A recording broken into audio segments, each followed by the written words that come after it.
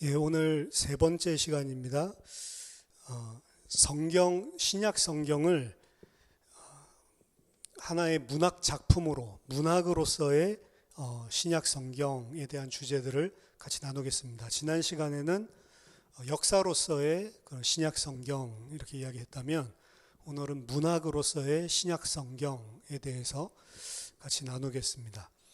결국에 뭐냐면 문학 작품이고, 문학 작품이라고 하는 것은 어떤 저자가 그 문학 작품을 통해서 독자와 소통하려고 하는 것이기 때문에, 이 문학 작품으로서의 신약 성경이라고 한다면 가장 우리가 생각해 봐야 될 것이 이 해석에 대한 겁니다. 어떻게 우리가 성경을 해석하고, 또 성경을 통해서 우리가 그 해석한다는 것이 도대체 무슨 의미인가, 이런 부분들을 우리가 인지할 필요가 있습니다. 보통은 어떤 과정, 프로세스를 통해서 우리가 성경을 이해하는지 이런 부분들을 보통은 생각하지 않는데, 정확하게 성경을 어떻게 보는 것이 옳은가, 그리고 어떤 방법을 선택을 하고 그 이해한 것이 옳은 것인가 아닌 것인가, 이런 부분들을 분별하기 위해서는 좀 이런 프로세스 자체를 좀 객관화시켜서 볼 필요가 있는 거죠. 그래서 해석학의 이런 작업이라고 하는 것은 오늘 이야기들 나누겠지만 사실은 그렇게 녹록하고 쉬운 것은 아닙니다. 그래서 이 어떤 텍스트가 있으면 그 텍스트의 의미가 뭐냐라고 했을 때 그걸 갖다가 밝혀내는 게 해석학인데, 이 가다모라고 하는 사람은 그 분야에 있어서 아주 유능한 학자죠. 뭐라고 이야기했냐면, 해석학의 작업은 이러한 기적과 같은 이해를 분명히 하는 거다. 해석을 해서 본문을 이해하는 것이 기적과 같은 일이라고 표현했어요. 왜 그런지 오늘 좀 같이 공부를 해보시면 이해를 할 수 있을 겁니다. 그리고 그것은 영혼의 신비스러운 소통을 통해서 하는 것이 아니고 상식적인 의미를 공유하는 거다라고 이야기했어요. 그래서 성경을 보는 게 어떤 신비스러운 그런 영역에서 우리가 뭐 하나님의 뜻을 소통하고 이렇게 하는 것이 아니고, 성경을 하나님이 우리에게 주셨을 때 가장 상식적인 의미로 그것을 통해 우리와 소통을 하는 것인데, 그 상식적인 의미를 공유하는 것이 해석학이다. 근데 그 상식적인 의미로 공유하고 그 의미를 해석해내는 게 사실은 기적과 같은 그런 이해라고 표현했고, 그걸 분명히 하여 나가는 게 어떤 해석학의 작업이 필요한 거겠죠. 자, 신약 성경을 이 문학 작품으로서 읽는다라고 하는 것은 중요한 부분입니다. 왜냐하면 초기 기독교에 대한 연구나, 그리고 신학이라든지, 그리고 중심적인 인물, 이런 부분들에 대한 자료는 사실은 우리가 가지고 있는 이 신약 성경이라고 하는 문서 외에는 거의 존재하지 않습니다. 고대에 있었던 많은 역사들이나 인물들이나 어떤 일어났었던 일들, 사건들을 조사하는 데 있어서는 문서 외에도 그 당시에 이 주조했던 동전이라든지 비석, 그리고 유물들이 연구를 해서 일부 연구가 이루어지기도 하지만, 기독교에 대해서 예수님과 그리고 예수님을 따랐던 초기의 제자들, 이 부분의 연구를 하는 데 있어서는 성경이 사실은 유일한 자료예요. 왜냐하면 예수님과 그 제자들이 동전을 만든다든지 비문을 만든다든지 이런 일을 전혀 하지 않았기 때문에 온전히 문서를 통해서만 그런 사실들을 우리가 알 수가 있는 거죠. 그렇다고 해서 신약 성경이 조직 신학으로 엮어야만 하는 이런 단순한 신학적인 명제들을 그냥 여러 개를 모아둔 그런 모음집도 아니고, 종교적인 어떤 감흥을 일으키기 위한 무슨 기초적인 단어들을 나열한 것이 아니고 문학적인 형태로 우리에게 문서로 남겨진 것입니다. 따라서 반드시 이 문학을 통해서 뭘 전달하려고 하는지, 그리고 문학은 무엇이고 문학을 어떻게 우리가 만들고, 그리고 그것을 어떻게 다루는 것이 적합한지, 이런 부분에 대해서 자문할 필요가 있습니다. 시작하기에 가장 적당한 부분은 이 의미 자체에 대한 개념입니다. 그래서 신약 성경을 읽을 때 어떤 신약 성경의 어떤 본문이 어떤 의미를 가지고 있다라고 이야기를 할 때 사실은 성경을 읽는다라고 하는 그 의미를 우리가 밝혀내고 의미를 찾아내는 거죠. 근데 그 의미란 게 도대체 뭐냔 말이죠. 우리가 찾아내려고 하는 것은 과연 무엇인가? 그리고 어떻게 우리는 그걸 찾을 수 있냐? 이런 의미라고 하는 것, 텍스트가 가지고 있는 의미에 대한 논쟁들이 이런 학계에서는 굉장히 오랜 기간 동안, 특히 성경 연구에 있어서 오랫동안 사실은 논쟁점이 왔었던 그런 사실 녹록치 않은 그런 주제입니다. 쉽게 설명한다면 이 본문이 담고 있는 의미는 저자가 의도한 의미에 있는가, 아니면 본문 자체에 저자가 의도한 것과 다른 의미가 있는 것인가, 아니면 그 텍스트를 읽고 있는 독자에게 의미가 있는가, 이 세 가지로 크게 나눌 수 있습니다. 저자가 어떤 문학 작품을 쓰고 글을 쓸 때 저자의 의도를 발견하려고 하는 게 의미를 찾는 거냐, 아니면 저자가 뭐 올바르게 자기 의도를 잘 표현했으면 좋은데 저자가 자기 의도를 제대로 표현하지 못한 부분들도 분명히 존재할 수 있겠죠. 혹은 저자가 그런 의도로 사실은 쓴 게 아닌데 텍스트 자체가 저자가 의도한 거를 넘어서서 더 많은 의미를 담고 있는 그런 텍스트도 있습니다. 그러면 저자는 의도하지 않았지만 텍스트 자체가 담고 있는 의미를 찾아내는 게 성경을 바르게 해석하는 거냐, 아니면 이 책을 읽는 독자의 커뮤니티나 독자에게 어떤 의미가 있는지, 독자에 대한 부분도 다이내믹하게 사실은 의미를 찾아내는데 역할이 있는데 독자 중심적으로 의미를 찾는 것이냐, 이 세 가지입니다. 저자, 그리고 텍스트, 그리고 독자.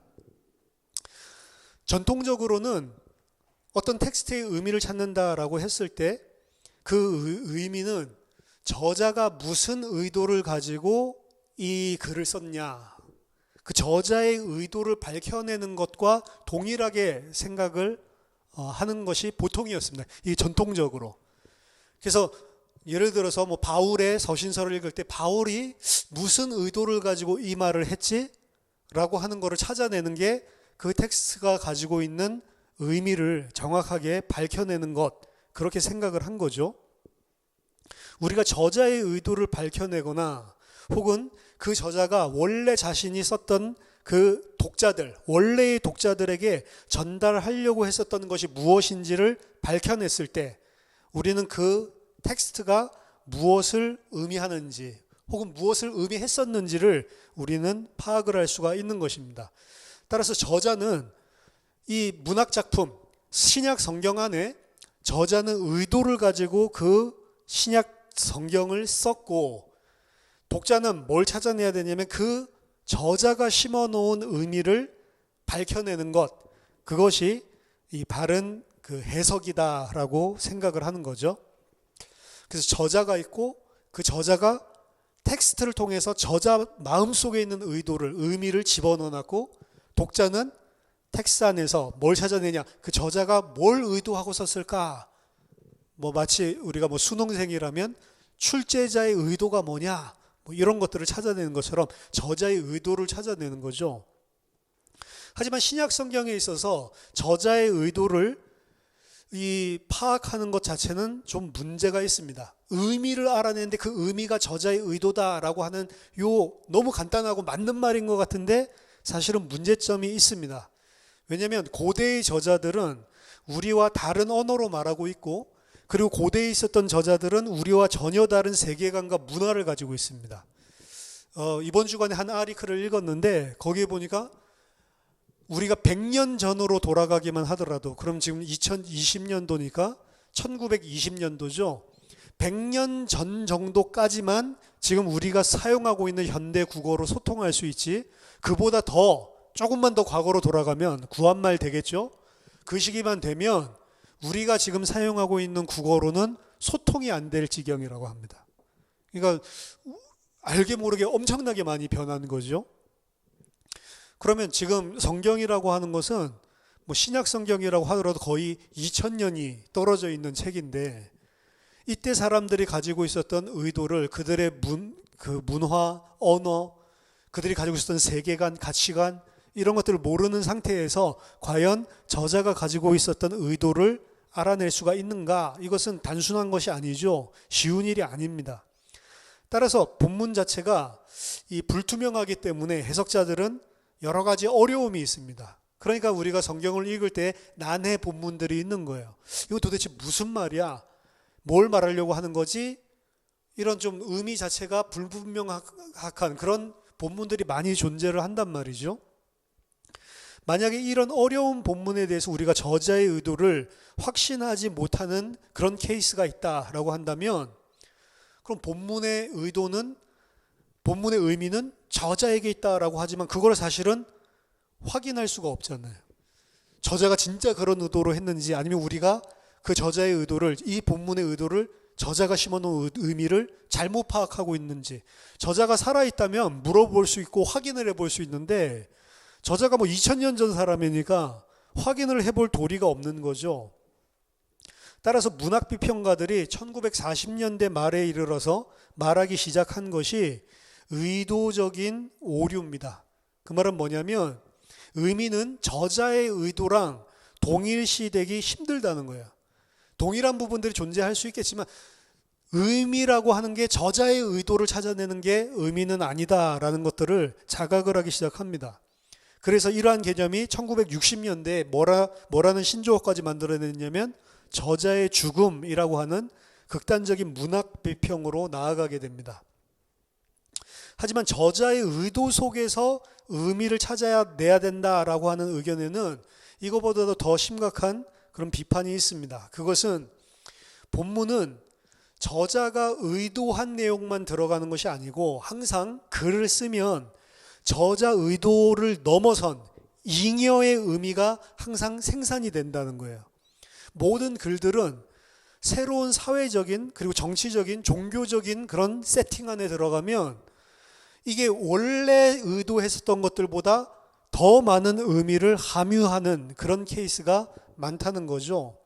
예를 들면 이사야서 53장입니다. 이사야서 53장은 굉장히 중요한 그런 성경이죠. 메시아에 대한 예언이다. 이렇게 이야기를 하는데 원래 이사야서 53장을 원래 저자의 의도라고 본다면 이사야서 본문 자체를 읽어 나가는 데 있어서 거기서 의롭지만 이 고통당하는 그런 종을 누구 이야기를 하고 있는 거냐면 민족적인 이스라엘을 이야기하고 있는 거예요. 이사야서 53장은 메시아 이야기가 아니고 지금 의로운 하나님의 종이 고통을 당한다라고 하는 것을 이스라엘 자신을 사실은 이야기를 하고 있는 것입니다. 근데 신약 시대에 와서 예수 그리스도를 통해서 십자가에서 하나님의 구속 사역이 성취되고 난 이후 바울을 포함해서 초대 교회에서 이사야서 53장을 보면서 발견한 것은 이거 이스라엘 이야기가 아니고 예수 그리스도 이야기구나라고 보기 시작을 했단 말이에요. 이거는 원래 이사야서를 읽고 있었던 예수 그리스도의 십자가 사건이 있기 전까지는 그렇게 본 사람이 아무도 없다는 거죠. 근데 예수 그리스도의 십자가의 사건을 통해서 이 사람들이 이사야서 53장을 다시 보니까 이거는 이스라엘 민족 이야기하는 게 아니고 참 이스라엘은 예수 그리스도밖에 없는 거고 예수 그리스도를 통해서 이루실 대속을 이야기하는 거구나라고 새로운 의미를 가지게 됐다는 거죠. 그러면 이사야서 53장의 본문은 저자의 의도는 원래 이사야가 썼을 때의 의도는 민족적인 이스라엘 이야기인데 근데 신약 성경에서 예수 그리스도의 십자가가 완성되고 난 이후에 이사야서 53장의 올바른 의미는 원래 이사야가 의도했었던 것 이상의 너머에 더 중요한 의미를 담고 있는 거잖아요. 그러니까 우리가 본문을 통해서 저자의 의도를 발견한다라고 하는 게 성경에서는 어려운 점이 있습니다. 왜냐하면 성경에는 저자가 2명이 있기 때문에 그래요. 인간 저자도 있지만 하나님은 더 큰 이야기, 더 큰 틀 속에서 그 본문을 준다는 거죠. 그래서 이것을 가리켜서 교부들은 센서스 플래니어라고 했습니다. 센서스 플래니어란 뭐냐면 영어로 하면 풀러 센스, 그러니까 더 이 온전한 의미. 본문이 이사야가 이야기했었던 것들은 그것도 물론 저자가 의도한 의미가 맞지만 인간 저자 배후에 있는 하나님 저자가 성령이시죠. 하나님이 그걸 썼을 때는 인간 저자의 의도를 넘어선 더 온전한 의도를, 의미를 그 본문에 담아놨다라고 하는 거죠. 그래서 성령에 의해서 영감된 본문은 실제로 그 저자가 그때 저술할 당시에 깨달았던 것보다도 더 많은 것을 의미한다는 것입니다. 이러한 자각은 알레고리나 그리고 신학적인 해석에 대한 새로운 가능성을 열어줬고, 저자가 의도하지도 않았고 상상하지도 못했던 자신들의 경험을 통해서 새로운 해석들을 도입하는 이런 일들이 교회 안에 일어나게 됐습니다. 따라서 어거스틴은 성경의 진리는 단순히 저자의 의도를 파악하는 것이 아니고, 저자에게 우리가 그의 의도가 뭐였는지 조사할 수도 없고, 조사할 수 있다 하더라도 우리가 그를 믿어야 할지 안 믿어야 할지 이것도 알 수 없다라고까지 이야기를 했습니다. 따라서 어거스틴에게 있어서 의미란 영적인 연구를 통해서 내적인 진리로부터 추출할 수 있는 것, 그것이 의미다라고 이야기를 했어요. 그래서 그 저자의 의도와 조화로울 수도 있지만 저자의 의도를 넘어선 그런 의미가 있다. 저자의 의도에 꼭 얽매일 필요가 없다라고 하는 것이 이미 어거스틴이었으니까 굉장히 오래 전부터 자각을 한 거죠. 그런 것들 때문에 알레고리적인 이런 해석들이 초기부터 있어 왔던 것입니다. 이것은 이사야서 53장을 바라보는 이사야의 의도와 그리고 기독교인의 신학적인 해석과의 차이에서 우리가 볼 수가 있고, 그 차이는 본문이 무엇을 의미했는지, 그것과 본문이 무엇을 의미하는지, what it meant, 과거 무엇을 의미했는지, 근데 what it means, 지금 보니까 무엇을 의미하는지, 원래 저자가 쓸 때 그거는 무슨 의도였는지, 무슨 의미였는지, 과거와 현재 그것이 지금은 무엇을 의미하는지, 이거 사이에 이 갭이 있을 수 있다는 거예요. What it meant, 과거에 무엇을 의미했는지 저자가 의도한 거죠. 근데 그리스도를 통해 성취되고 난 이후에 교회가 볼 때 그 교회는 what it means, 이제 십자가 사건이 일어나고 난 이후에 지금 현재 보는 그 본문의 의미, 이거 사이에 차이가 있다는 거죠. 그래서 이 부분은 이 부분을 구분해서 생각하기 전에 가지고 있었던 그런 해석 그리고 의미, 이런 부분들이 사실은 복잡하게 되는 시작이 됐습니다. 따라서 골딩게이 같은 학자는 원래 저자의 의도와 지금 독자가 생각하는 의미 두 가지를 동시에 봐야 된다라고 주장을 했어요. 한편으로는 반대할 수 없는 좋은 이야기이기는 하지만 성경을 어떻게 해석하고 어떻게 이해해야 하는지 이거를 온전하게 설명하는 데에는 여전히 골딩게이 이야기는 심각한 문제점이 존재를 합니다. 첫 번째는 무엇을 의미했는지와 무엇을 의미하는지, 이 움직임이 사실은 근대주의적인 문제점을 사실은 가지고 있어요. 근대주의, 모더니즘이죠. 근대주의에 와서 자각하고 구분짓는 것이라는 거죠. 이러한 구도 속에서 내재되적인 근본적인 생각은 우리가 역사적인 문학적인 공부를 성실히 한다면 본문에서 명백하게 저자의 의도를 밝혀낼 수 있다라고 생각을 하는 거예요. 그래서 what it meant, 과거에는 그것이 무엇을 의미했는지, 저자의 의도가 무엇이었는지 그거를 분명하게 밝혀낼 수 있다라는 것을 전제에 깔고 있습니다. 그렇기 때문에 그때는 그런 의미였지만 지금은 이런 의미다라고 이야기하는 게 그걸 분명하게 밝힐 수 있다는 거죠. 그래서 여러분들도 잘 아실 겁니다. 저자의 의도를 밝혀내기 위해서 성경학자들이 한 일이 뭐냐면 성경을 쪼개는 거였어요. 예를 들면 우리가 오경을 같이 공부를 하고 있는데 오경의 부분에는 이 누가 저자인지를 명확하게 모르지만 모세가 주 저자라고 했을 때 모세를 아무리 주 저자라고 인정을 한다 하더라도 모세가 쓰지 않은 부분들이 분명히 존재를 합니다. 이거는 전통적으로 오경은 모세가 썼다라고 주장하는 쪽에서도 부인할 수가 없는 일이에요. 그래서 모세가 쓴 부분이 있고, 이건 분명하게 모세가 쓴 게 아니고 모세 이후에 어떤 사람, 어떤 에디터죠, 편집자가 추가한 부분이다라고 하는 게 분명히 존재를 합니다. 그래서 모세가 죽고 나서 쓰여졌다라고 해서 그런 부분을 포스트 모자익, 모세가 죽고 난 이후에 추가된 부분이죠. 그러면 모세가 원래 저자인데 오경에 모세 말고 그 후에 사람이 집어넣으면, 뭔가를 추가하면 그 추가된 내용이 원래 모세의 의도를 변질시킬 수가 있는 거예요. 그러니까 어떻게 하냐면, 이 부분은 모세 후에 쓰여진 거야, 이 부분은 모세가 쓴 거일 리가 없어, 이런 부분들을 잘라내는 거예요. 그래서 뭐만 남게 하려고요? 모세가 쓴 부분만 딱 남게 하려고.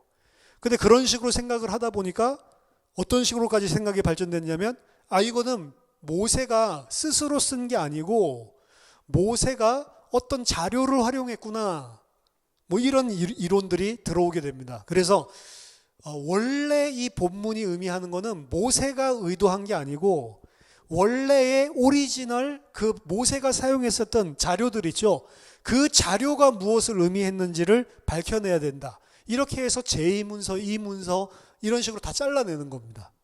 왜냐하면 원래 의도가 그 글을 쓴 저자에게 있다면서요. 그래서 바르게 본문이 가지고 있는 의미를 찾아내려고 하면 원래 저자가 썼던 그 자료를 가지고 있어야 되잖아요. 근데 우리가 가지고 있는 자료는 모세가 여러 자료들을 짬뽕해서 만들어낸 거라는 거죠. 그러니까 모세가 짬뽕하기 전에 원래 자료를 복원시켜야만 된다. 이게 이제 모더니즘에서 한 거라니까요. 그러니까 소스로 계속 잘라내는 거죠. 그리고 거기서 이제 소스로 잘라내는 것뿐만이 아니라 이 소스가 어떤 때 사용됐느냐, 그런 환경들까지도 보게 된 겁니다. 그래서 이거는 제사에서 사용될 때 제사에서 사용됐던 부분, 이런 식으로. 그래서 양식 비평들이 들어오게 되고, 자료들을 쪼개는 게 그냥 쪼개려고 하는 게 아니라 뭐냐면 오리지널 텍스트를 찾아가는 거예요. 오리지널 텍스트를 왜 찾아가냐? 그래야 오리지널 저자의 의도를 알아낼 수 있으니까. 그래야 순수하게 때묻지 않은 하나님이 원래 주려고 했었던 그 의도를, 의미를 우리가 찾아낼 수 있다라고 하는 거죠. 그걸 거의 200년 동안 성경 붙잡고 이 연구를 한 거예요. 그래서 다 쪼개고 파고 이런 일들이 진행됐었던 겁니다. 근데 왜 그런 일을 했냐라고 물어본다면, 의미는 원래의 텍스트의 원래의 저작에 있기 때문이다, 이렇게 이야기하는 거예요. 그래서 원래 하나님이 주려고 했었던 순수한 종교, 그걸 찾기 위해서는 후대에 때묻은, 그리고 복합적인 여러 가지 이야기가 편집된 이것이 아니고 오리지널 텍스트, 아주 작겠죠, 그걸 찾아내고 복원을 해야 된다. 그리고 그걸 할 수 있다라고 생각을 해서 200년을 달라붙었다니까요. 근데 결론은 이게 쪼개는데 하나도 일치하는 의견도 없고, 처음에는 뭐 JEPD 문서 이런 것도 우리가 들어봤겠지만 뭐 수십 가지가 되는 거예요, 사실은. 시간이 가면 갈수록 이 학자도 이거는 S 문서다, 이건 S1 문서다, 이건 S2 문서다. 문서가 JPD가 아니고 수없이 많이 등장을 하는 거예요. 그리고 J라고 이야기했던 것도 이거는 J1이고 이건 J2고, 그러다 보니까 결국에 오리무중 가운데 빠지면서 이르게 된 결론이 뭐냐? 지금 편집된 이 성경을 통해서 오리지널 텍스트 자체를 찾는 것은 불가하다라는 결론을 가지게 된다고요. 그래서 우리가 성경 본문을 볼 때 이거는 원래 저자가 의미했던 의도를 파악한다라고 보는 게 무색해졌다고요. 원래 저자가 누군지도 모르겠고 원래 문서의 형태도 무엇인지를 모르기 때문에 그렇습니다. 따라서 이 작업들은 실패하는 것들을 낳게 됐는데, 그 근본적인 생각 안에 이 모더니즘, 근대주의가 끼어 있는 거예요. 두 번째로는 텍스트를 이해하는 작업을 저자의 의도, 과거에 의도했던 것과 what it meant, 지금 의미하는 거 what it means, 이 두 개로 대치적인 것으로 딱 잘라서, 무자르듯이 잘라서 보는 것 자체가 이미 근대주의적인 관점에서 잘못 바라보고 있는 것입니다. 그 작업은 고대의 문서가 현대의 독자들에게 이야기하는 것을 허용하는 동시에 과거에 있었던 독자들에게도 허용을 하되 그 뜻이 다르다라는 것을 상정을 하고 있죠. 하지만 우리가 중립적으로 사실은 본문을 읽지 않습니다. 누구든지 본문을 볼 때에 선입견과 주관을 가지고 있고 원래 저자가 의도했었던 것이 어떤 독자가 어떤 상황에서 읽느냐에 따라서 다르게 읽혀질 수가 있는 것입니다. 그래서 1세기 살았던 사람들은 다 이렇게 읽고 현대에 살고 있는 사람 다 이렇게 읽고 사실은 이러지가 않아요. 1세기에 있던 사람들도 각자 개인의 상황에 따라서 이렇게 읽는 사람도 있고 저렇게 읽는 사람도 있고, 예를 들어서 똑같은 본문인데 유대인이 1세기에 읽는 것과 기독교인이 1세기 때 그 본문을 읽는 것은 차이가 있을 수밖에 없죠. 똑같습니다. 과거에도 그랬고 현재도 마찬가지고. 그래서 what it meant, what it means 이게 아니고 사실은 독자가 어떤 세팅에 있냐에 따라서 사실은 다양하게 읽힐 수 있는 거예요. 그거는 과거에는 이렇게 다 읽히는 것이 정답이고 지금은 이렇게 읽는 게 정답, 그런 것 자체가 없다는 거죠. 근데 그 두 가지를 딱 두 가지로 상정을 해놓고 그 두 개 사이에 무자르듯이 흑백으로 딱 잘라놓는, 이렇게 뭐 과학적으로 그리고 어떻게 보면 수학적으로 잘라놓고 이해를 하는 것, 이거 자체가 사실 근본적인 문제를 가지고 있는 겁니다. 모더니즘이 가지고 있는 아주 나이브한, 그렇기 때문에 사실 실패했던 그런 생각의 그런 틀이죠.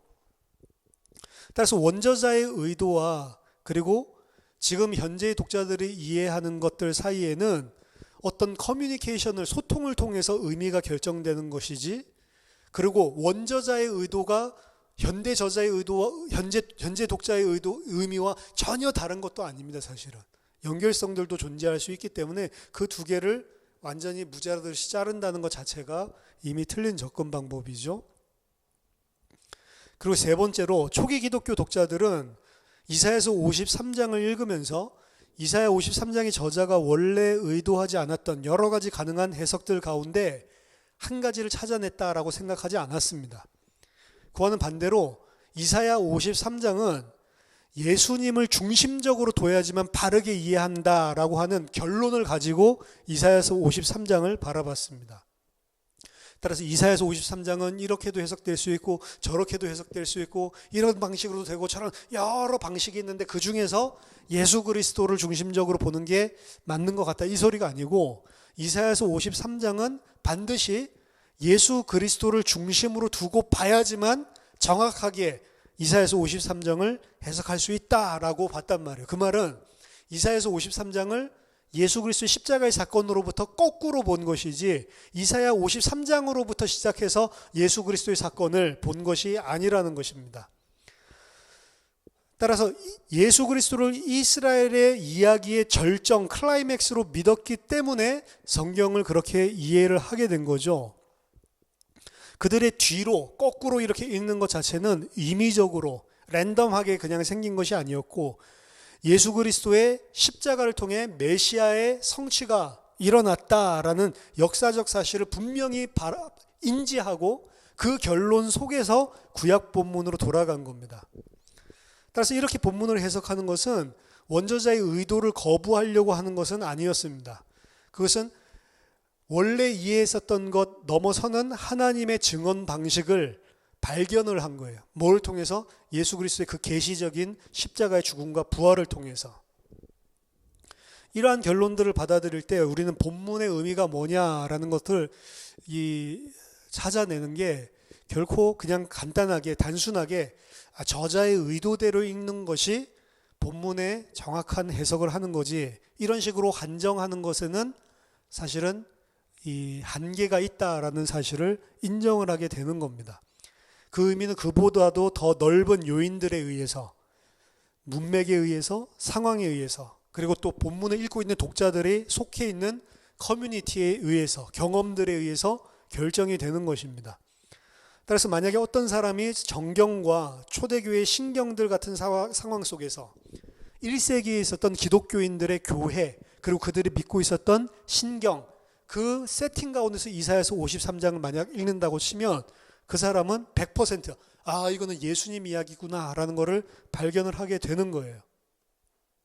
마찬가지로 바울 또한 이사야서 49장에 나와 있는 그 종을 이와 같은 상황 속에서 이거는 예수 그리스도 이야기구나 적용을 시키고 있는 거죠. 결국 바울도 그렇고 1세기 기독교인들도 그렇고 그들 다 그리스도 안에 있는 자기 때문에 그 세팅 가운데서 이사야서 53장을 쳐다보면 결국에는 이게 예수 그리스도에 대한 예언이구나 그런 식으로 읽을 수밖에 없는 거죠. 이건 그 세팅에 없었던 다른 유대인들은 전혀 그렇게 읽을 수 없는 새로운 방식의 성경 읽기인 것입니다. 그리고 그것은 원래 저자의 의도와는 다른 것이었죠.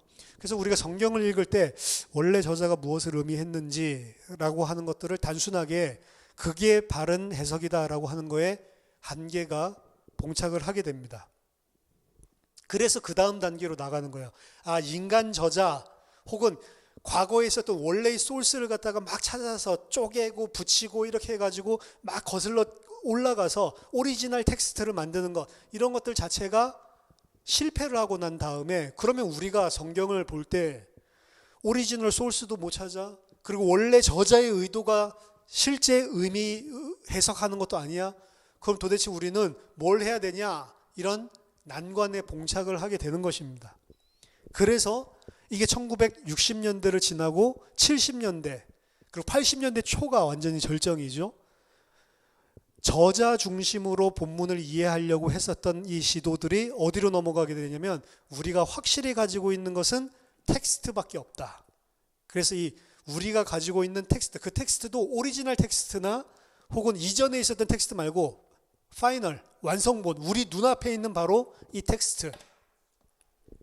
그래서 만약에 의미가 저자의 의도의 작용에만 절대적으로 있는 것이 아니라면 해석자가 제시할 수 있는 해석에 있어서 가장 안정적인 툴은 바로 텍스트, 본문 자체인 겁니다. 문학 작품 그 자체에 의미가 있는 것이다. 따라서 여기에서 이제 텍스트에 대한 관심이 이제 시작이 되게 됩니다. 그래서 텍스트가 어떻게 발전되었다, 이제 텍스트가 원래는 이거였을 거다, 이런 추론들을 더 이상 하지 않고 원래 텍스트, 우리가 가지고 있는 이 텍스트 자체가 무엇을 의미하는지 그 부분을 잘 살펴보고 그 텍스트에서 말하고자 하는 내용들을 잘 찾아내는 거예요. 그거는 원래 저자가 의도했었던 것일 수도 있지만 원래 저자가 무엇을 의도했던 것과는 상관없이 텍스트 자체가 이야기하는 것을 바르게 찾아내는 것, 그게 이 성경을 올바르게 이해하는 거다. 그래서 이런 것들이 이 수십 년간 사실은 발전을 하게 됩니다. 그 중에서 이야기 비평, 내러티브 크리티시즘, 그리고 수사 비평, 레토리칼 크리티시즘, 이 두 가지가 있는데, 내러티브 크리티시즘이라고 하는 거는 이제 이야기로 보는 거예요. 사실은 성경은 이야기입니다. 서신서라 하더라도 그 서신서 자체가 그 이야기를 담고 있는 거예요. 그래서 이야기 비평은 어떤 이야기가 어떤 의미를 전달을 하고 있는가, 이것을 본문의 특성들을 잘 살펴보고 문학적인 이런 장치들, 그리고 그 안에서 이야기하고자 하는 것을 어떻게 문학적인 장치들을 통해서 효과적으로 설명을 하고 있는지를 찾아내고 그를 통해서 본문 자체가 가지고 있는 뜻, 의미, 이런 것들을 이 분석적으로 찾아내는 거예요. 그래서 원래는 이렇게 하죠. 원래 저자가 있고 원래 저자가 이 독자들에게 전달하려고 하는 내용이 있었을 건데 저자가 독자들에게 전달하려고 하는 내용을 사실은 어떻게 표현을 하냐면 문학작품, 이야기로 표현을 하는데 그 이야기 안에는 저자가 아니라 가상의 저자가 있고 그 가상의 저자가 이제 그 나레이터를 통해서 이야기를 풀어나가고 그리고 그 나레이터가 풀어나가는 그 이야기를 통해서 그 이야기에서 전달하려고자 하는 그 상정된 가상의 독자들에게 이야기를 전달하는 거다. 그래서 실제 저자와 실제 독자를 빼고 가상의 이야기 자체가 이야기 자체가 그 전달하고자 하는 의미가 무엇인지를 분석해서 찾아내는 거예요. 따라서 본문에서는 가상에 상정해 놓은 상정상의 저자, 상정상의 독자가 있고, 그리고 그 사이에 전달하기 위해서 나레이터가 존재를 하는 거죠. 그리고 그 이야기는 플롯이 있고, 이야기의 흐름, 그리고 관점이 있고, 뭐 1인칭, 3인칭 뭐 이런 관점들이 있죠. 무대가 있고, 상징이 있고, 그리고 아이러니가 있고, 비극이 있고, 주제가 반복이 있고, 수사가 있고, 텍스트 간에 관계가 있어서 여러 가지 복잡한 장치들을 통해서 효과적으로, 극적으로 이야기를 전달을 하려고 하는 거죠. 성경 자체를 그 내러티브 크리티시즘으로 이 장치를 가지고 분석을 하는 거예요. 해보면 여러분 재밌습니다.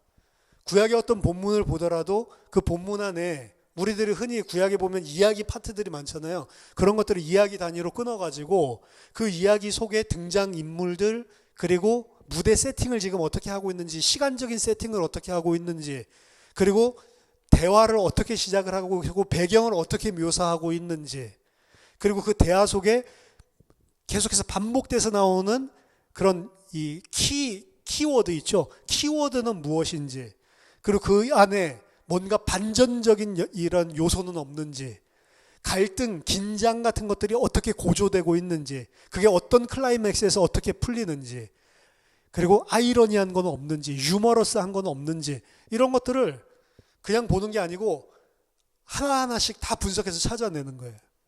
이게 제가 신학교에서 이제 구약과 역사 과목이 있는데, 그 과목에서 할 때 이런 이제 분석들을 시킨다고요. 본문 하나를 주고, 그 사사기 본문을 하나, 기드온 본문을 그때 이제 제가 이제 많이 살펴봤는데, 그럼 이런 이야기 자체를 이렇게 분석을 해서 들어가다 보면 우리가 생각하지 않았었던 요소들이 곳곳마다 숨겨지게 돼 있는 겁니다. 그럼 이 기드온 이야기 제가 설교를 많이 했었지만, 하나님이 300명만 데리고 가라고 한 이유가 기드온 너가 하는 것도 아니고 이스라엘 백성들이 하는 것도 아니고 이 전쟁은 내가 하는 것이다 라는 걸 보여주기 위해서 일부러 가장 유약한 300명을 데리고 미디안과 전쟁을 하게 하는 거잖아요. 근데 그 전쟁을 통해서 아이러니한 것은 기드온은 교만하게 돼요. 자기가 마치 구원을 베푼 것처럼. 그렇게 하나님이 수없이 많은 이 강조를 통해서 이거는 내가 하는 거다라는 걸 보여주려고 했는데, 실제로 그걸 할 수 있는 용기도 없었던 기드온이 나중에 일이 잘 풀리고 전쟁에 승리하고 이렇게 되니까 교만해져서 자기가 하게 되는, 그게 바로 아이러니인 겁니다. 아이러니.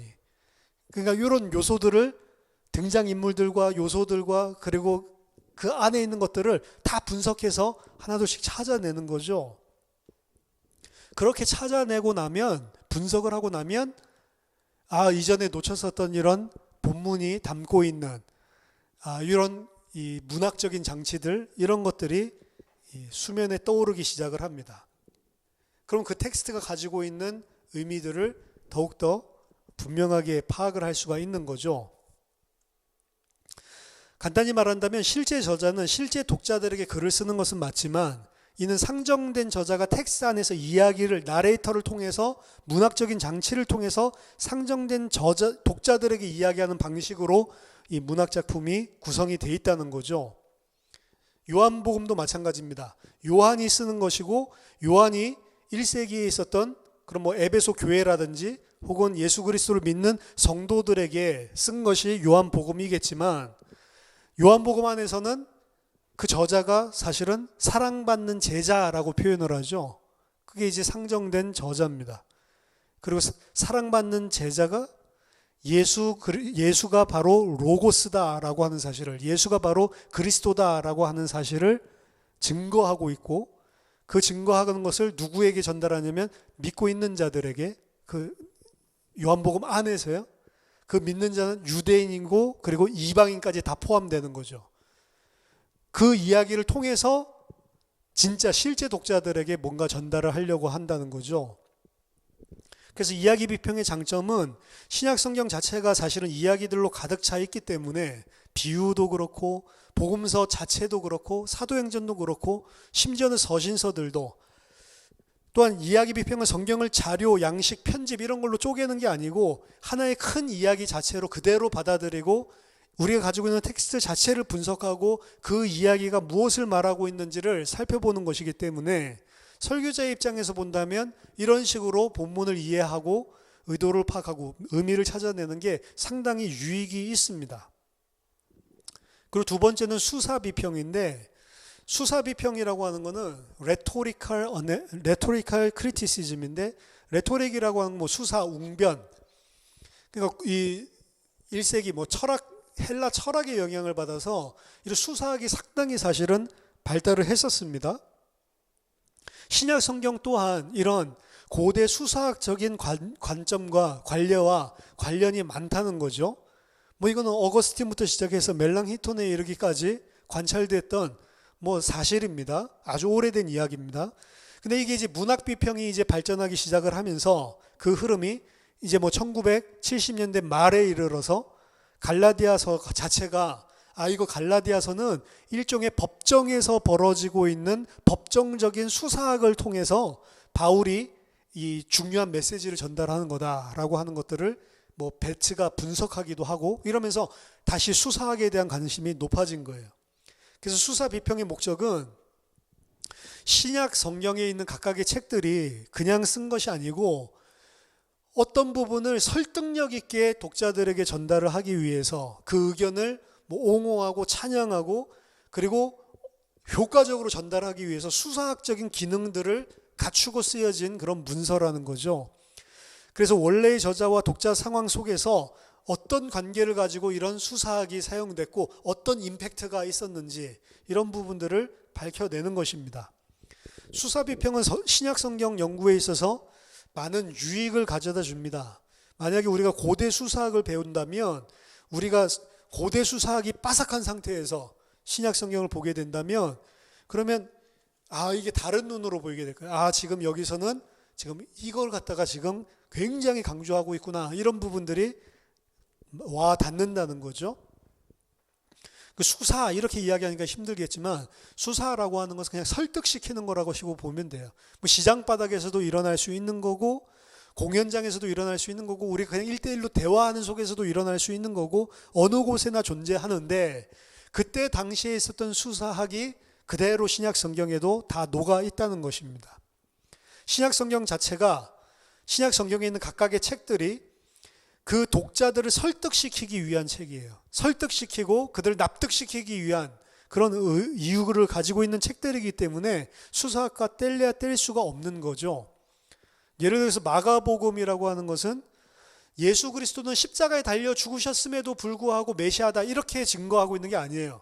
마가복음의 저자는 뭘 증거하려고 하냐면 예수 그리스도가 십자가에 달렸음에도 불구하고 그는 메시아였다 이게 아니고 예수는 십자가에 달려 죽었기 때문에 바로 메시아다라는 사실을 증거하고 있는 설득시키고 있는 그런 책입니다. 로마서 또한 로마에 있는 독자들에게 설득을 하는 거예요.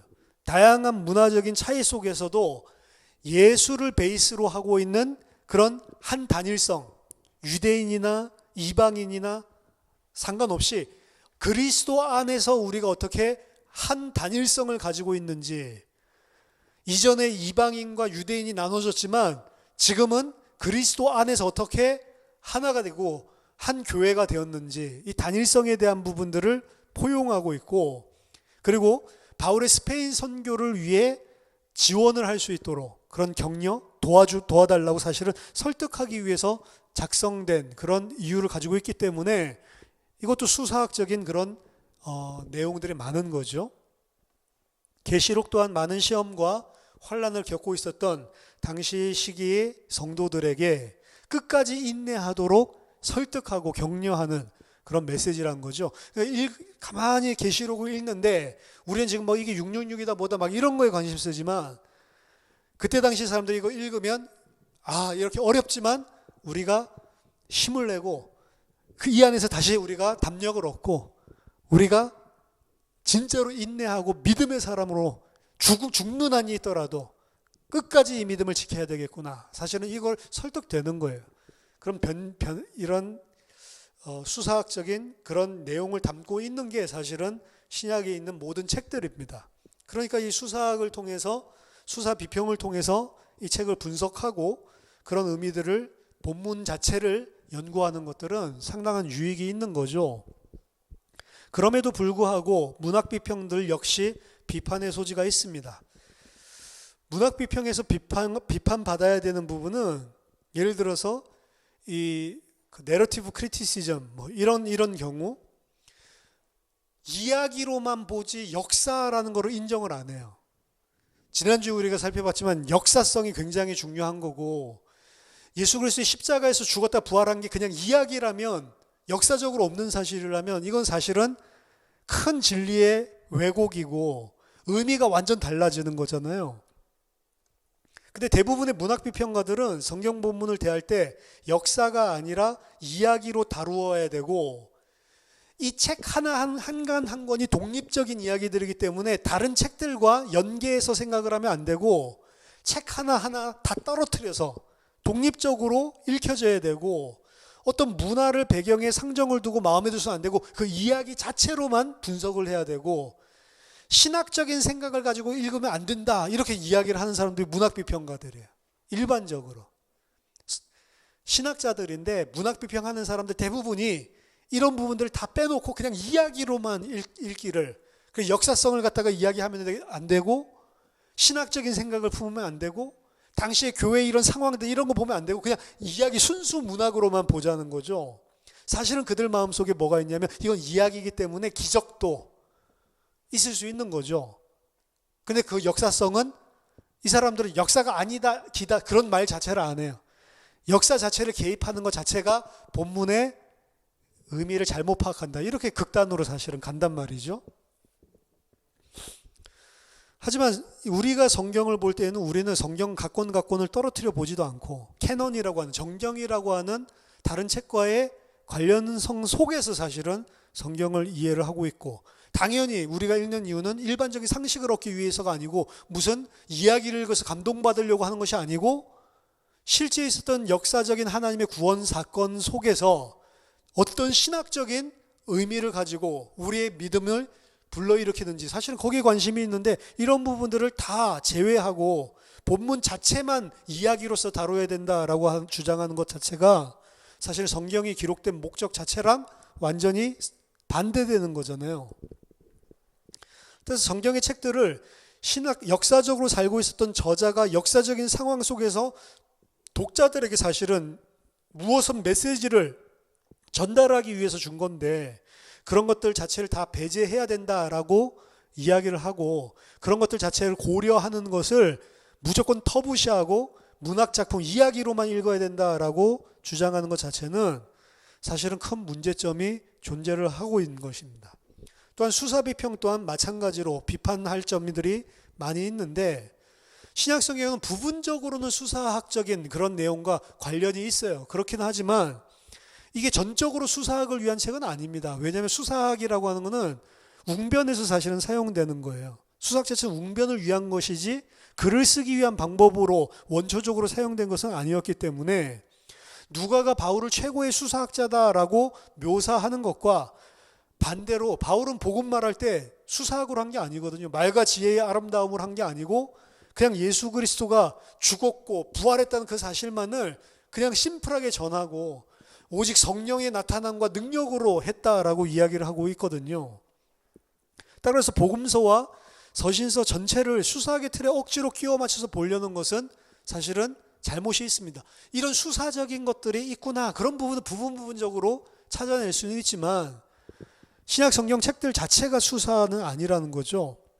신약 성경책이 고대 수사학과 관련성이 있다는 것은 신약 성경이 고대 수사학이기 때문이 아니고, 수사학이나 신약 성경이 모두 다 저자, 웅변가가 독자, 청중들과 소통하고 영향을 주려고 하는 목적을 가지고 있기 때문에 비슷하게 보이는 부분들이 있을 뿐이지 수사학 자체는 아니라는 겁니다. 따라서 신약 성경은 저자와 독자와의 관계를 떼어서 따로 수사적인 텍스트로만 분석을 해서는 안 되는 것입니다. 텍스트 자체도 중요하지만 그 텍스트를 읽는 독자에게 영향을 주기 위해서 쓰여진 것이기 때문에 독자도 반드시 고려를 해야 되는 것이고, 그리고 저자의 의도도 당연히 살펴봐야 되는 거죠. 따라서 성경 해석에 있어서 고려할 대상은 텍스트만이 아니라 독자에 대한 부분도 포함되어져야 된다라고 하는 부분이 또 부각이 되는 겁니다. 자, 그래서 이게 역사의 흐름이에요. 성경을 해석하는데 제일 처음에는 어디에 방점을 뒀냐면 저자의 의도. 그러다가 70년대부터 시작해서 80년대 말까지 어디로 흘러가냐면, 지금도 많이 그런 영향들이 계속 지대합니다. 저자가 아니고 텍스트, 본문 자체에서 의도를 찾아내는 거다. 의미를 찾아내는 거다. 근데 그게 이제 90년대 지나면서 어디로 흘러가냐면 텍스트 자체만이 아니다. 텍스트 자체를 누가 보느냐에 따라서 전혀 다르게 읽힐 수 있다라고 하는 독자의 영역으로 넘어갑니다. 그래서 저자, 텍스트, 독자. 그래서 포스트 모던 시대에는 어디로 가냐면 독자에게 방점을 두고 있어요. 독자에게. 그래서 세 번째, 독자 중심적인 비평, reader centered, reader responsive reading이라고 이야기하는데, reader centered critic, 그래서 독자 중심적인 비평이라고 하는 것은 의미의 로커스가, 의미를 둬야 되는 장소가 독자에게 있다라고 하는 것을 굉장히 강력하게 주장을 하는 겁니다. 독자와 그 책을 읽고 있는 커뮤니티 자체에 의미가 있는 거다. 그래서 많은 현대의 문학 연구는 우리가 저자의 마음속과 의도에 접근할 수 있다라는 것을 부정합니다. 저자의 의도는 우리가 분명하게 알 수가 없다. 불확실한 것이다. 그리고 우리가 가지고 있는 것은 우리 앞에 텍스트밖에 없다. 하지만 텍스트 자체가 독립적인 것은 아니다. 텍스트 자체가 가지고 있는 의미보다는 그것을 누가 읽느냐에 따라서 텍스트와 독자와의 상호 관계에 의해서 의미가 나오는 것이다. 그래서 독자가 만약에 저자가 만약에 이미 죽어서 존재하지 않고 그 저자가 그 텍스트를 썼을 때 어떤 의도를 가지고 썼는지, 그래서 우리가 분명히 밝혀낼 수가 없고, 텍스트 자체가 의미를 100% 함유하고 있는 것이 아니고 누구에 의해서 결정되냐면 독자에 의해서 결정되기 때문에, 결국에 의미라고 하는 것은 독자 자신에 의해서 조절되기도 하고 변화되기도 하는 것이다. 그래서 진정한 의미를 어디서 찾기 시작했냐면 저자도 아니고 텍스트도 아니고 온전히 독자 자신의 활동에 의해서 창조되는 게 의미다라고 이야기를 합니다. 이런 식으로 접근을 해서 발생하게 되는 해석학이 페미니스트, 그리고 게이, 그리고 심리분석적 막시스트 해석, 이런 것들이 전부 다 이런 독자 중심적인, 페미니스트들은 페미니즘적인 관점에서 성경을 보는 거예요. 그리고 게이는 프로게이 티올로지언이라고, 이 친게이 성향적 이 학자들, 신학자들, 그 사람들이 게이가 아니고 친게이 성향적인 이런 신학자들, 그 사람들이 성경을 보는 거예요. 뭘 가지고? 친게이적인 성격을 가지고.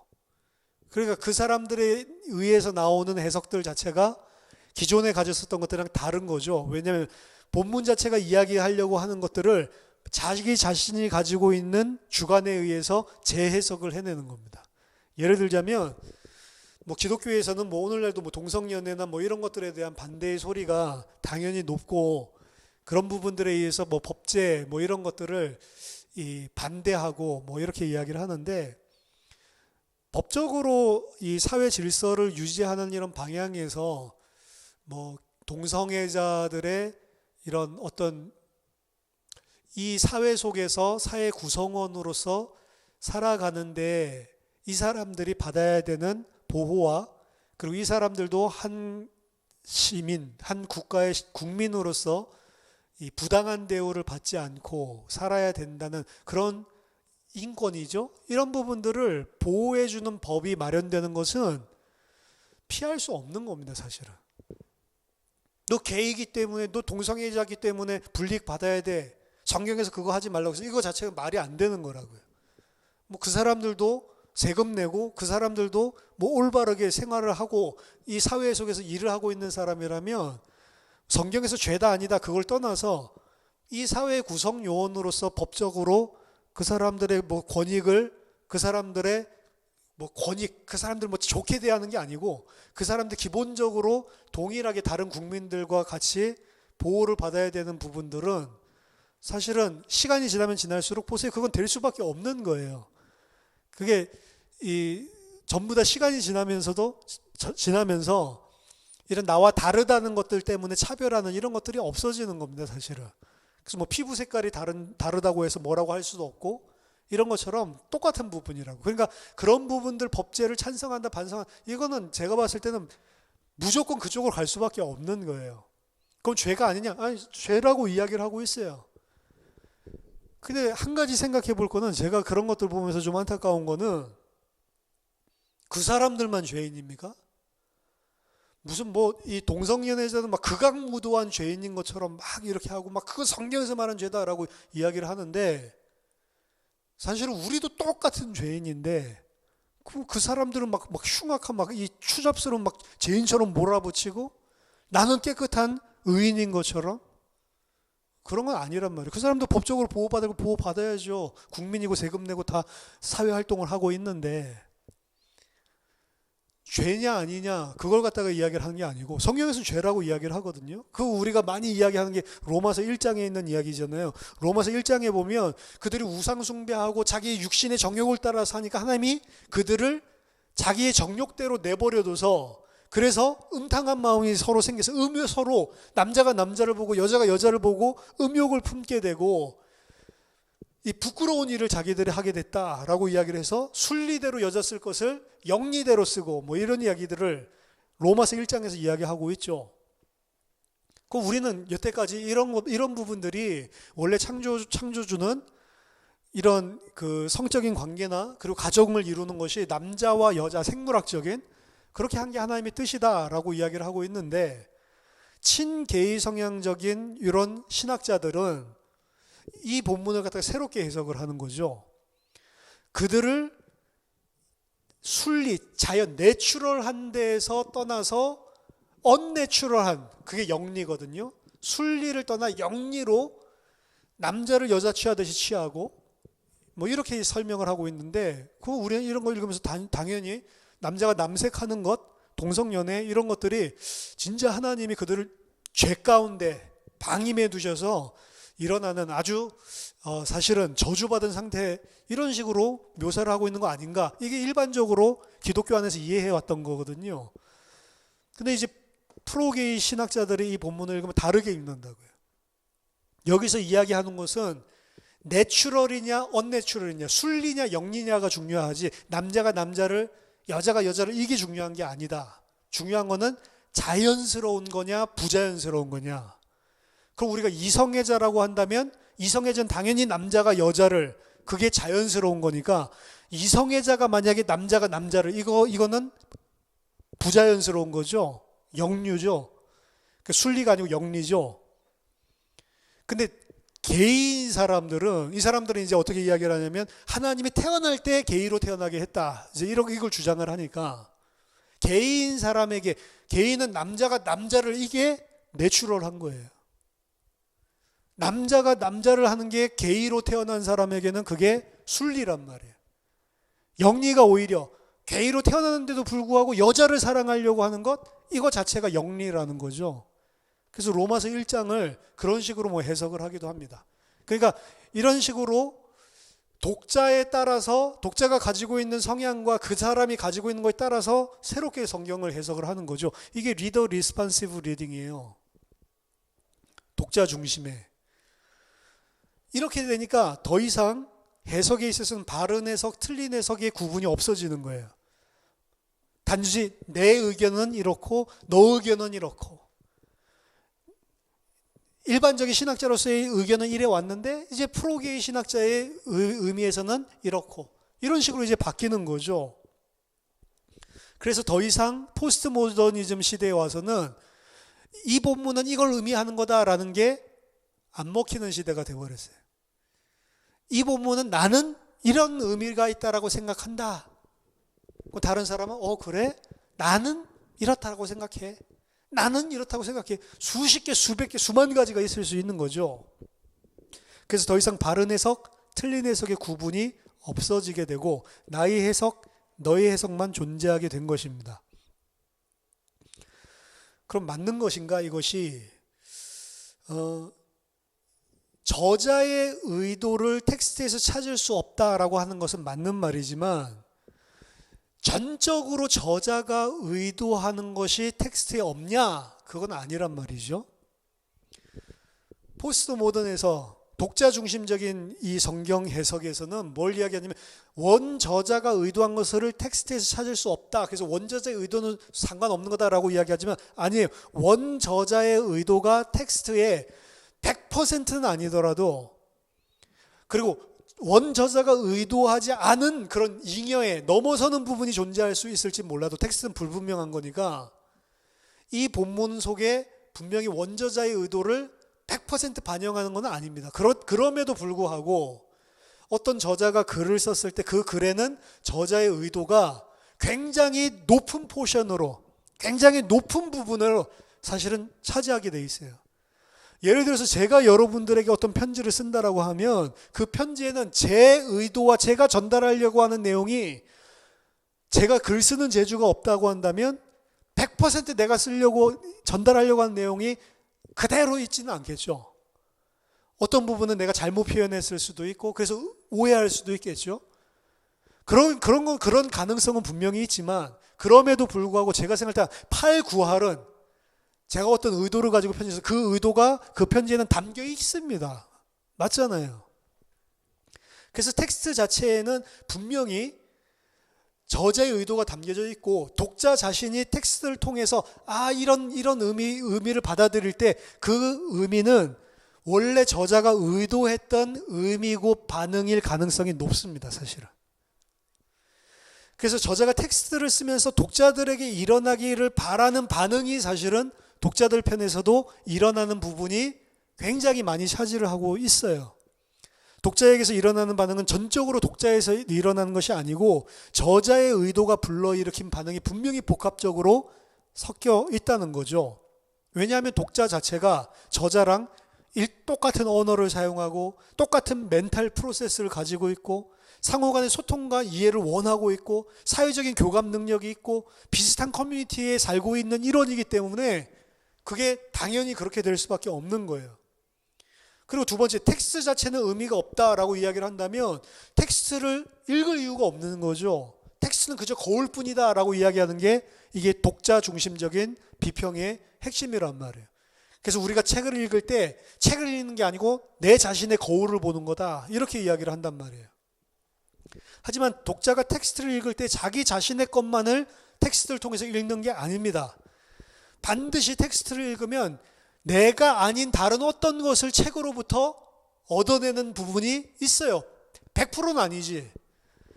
똑같은 이야기인데 사람에 따라서 이렇게 받아들일 수 있고 저렇게 받아들일 수 있는 부분이 있지만 그 책을 읽으면서 공통적으로 그 책이 담고 있는 의미, 원래 저자가 의도했고 그 책이 담고 텍스트가 담고 있는 의미가 전달되는 게 더 많죠. 사실은 개별적으로 읽을 수 있는 것보다는 동일한 영향을 주는 그 책의 내용이 텍스트 내용이 훨씬 많다는 거죠.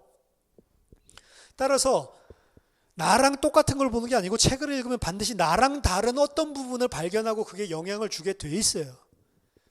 근데 이 독자 중심의 이런 비평에서는 텍스트는 전달하는 게 하나도 없고 내가 어떻게 그 텍스트를 보느냐 그게 의미를 찾는 거다라고 100% 의미를 독자에 두기 때문에 이 텍스트 자체는 전달하는 게 아무것도 없고 나는 거울을 보고 있는 거다라고 이야기를 해요. 그럼 책을 뭐하러 읽겠습니까?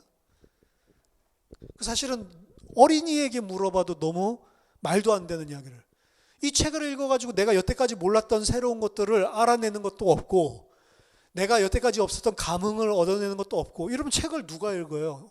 어차피 내가 읽는 것, 내가 알고 있는 것을 반영해서 보는 거울이라면 책을 읽을 이유가 없는 거죠. 근데 우리는 항상 책을 읽고 나면 내가 몰랐던 정보도 습득하게 되고 그리고 내가 책을 읽기 전에 가지고 있지 않았었던 감동도 그 책을 읽음으로써 전달이 되기도 하고 물론 그게 저자가 의도한 거랑 텍스트 자체가 의도한 거랑 약간은 뉘앙스가 틀리게 감동받을 수도 있습니다. 그래서 원래 저자는 그런 식으로 그 감동을 주려고 쓴 게 아닌데 엉뚱하게 감동받아서 막 이럴 수도 있어요. 예를 들어서 뭐 설교를 저도 해보지만 설교를 하다 보면